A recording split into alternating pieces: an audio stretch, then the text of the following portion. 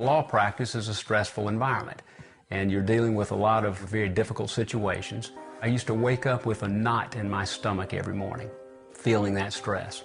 He just was burdened by work. I mean, it was always on his mind. You know, it was a hard thing for him to turn off on the weekends or to get away from it. I was just focused so intently on my career that I was letting what's really important fall by the wayside. Jeffrey Thompson's law practice didn't take just his time and energy. The fast pace and the constant stress also took a toll on his body. I maintained that stress, and it continued to work on me, and it also continued to work on my body. And eventually it broke down. I began having stomach pains, severe stomach pains, that initially I just had no idea what it was. I thought I had an appendix rupture. Jeffrey had developed diverticulitis, a painful condition that attacks the intestinal wall. Months of natural treatments had failed, and his condition had become so advanced he needed surgery to remove part of his intestine. But what looked like a textbook operation left him suspended between life and death.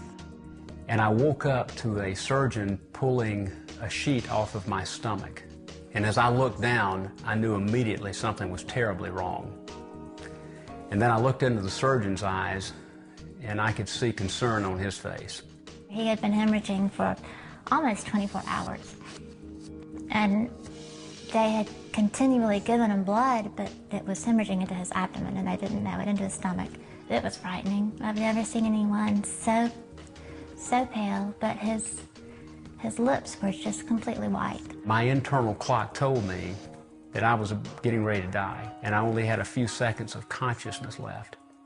I reached up to grab my wife. I was just wanting to tell her how much I loved her and tell her that I was getting ready to leave her. And I went to him, and it was right after that I lost him. You know, I could tell he left. He took my hand, and then he was gone. And my life came to my center torso, and I began to rise out of my body up into that room. Everything was going haywire down below me. They were saying, I'm going to lose him.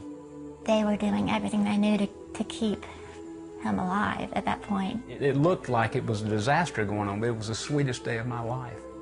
I never had any pain, and I never had any fear. As Jeffrey's spirit hovered above his body, a light appeared. It was the most beautiful thing I'd ever seen. It started in the center of the room toward the ceiling and began to filter out into that room, and I was immediately drawn to it. And as it began to hit objects in that room, color came flooding out like I've never seen before. My senses became enhanced. I could see everything in that room with perfect clarity. There was an entire dimension that we just simply don't see on Earth. I've never been more alive than I was at that moment. It was incredible. I suddenly had an overwhelming sense of God's presence, of His love, of His peace, of His joy. The thing that was just so incredible to me is how the maker of this universe, who can make the sun, the moon, and the stars in this earth and us, can come down and hold me and comfort me and love me as if I'm the only person in the universe. And I remember thinking about the prodigal son. That's what came to mind for me, that long-lost son that had gone out and strayed, and he had come back home.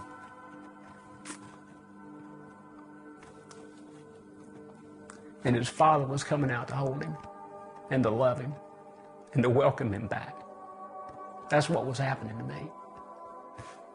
It's the sweetest love there is. I told him I wanted to go with him. And then I had a fleeting thought. But what about Madeline, my wife, and what about Will? My sweet wife is just falling apart down below me, and I'd never seen her that way. And I'm up here in complete comfort, in complete peace, in complete joy. And then God told me internally I was going to go back. That I remember jolting in my bed, and I opened my eyes, and when I opened my eyes, I'm looking at the surgeon, and he's saying, I'm losing him, we've got to get him back in surgery. Jeffrey was rushed back into surgery where doctors stopped the bleeding. When he finally regained consciousness, Jeffrey had a new understanding of God's amazing love and presence in his life. God loves you more than you've ever known. He knows your circumstances. He knows what you're going through. I used to wake up with a knot in my stomach. I wake up with joy in my heart. I know He's with me.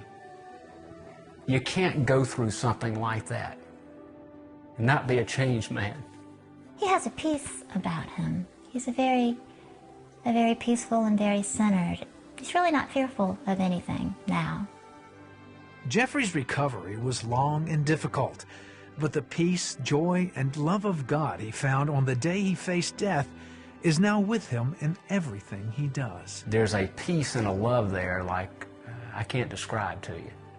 And it's an entirely different way of living. I've never enjoyed living more, and I understand now what's really important. I want to live for God, and I pray that He'll give me the opportunity to continue to do that.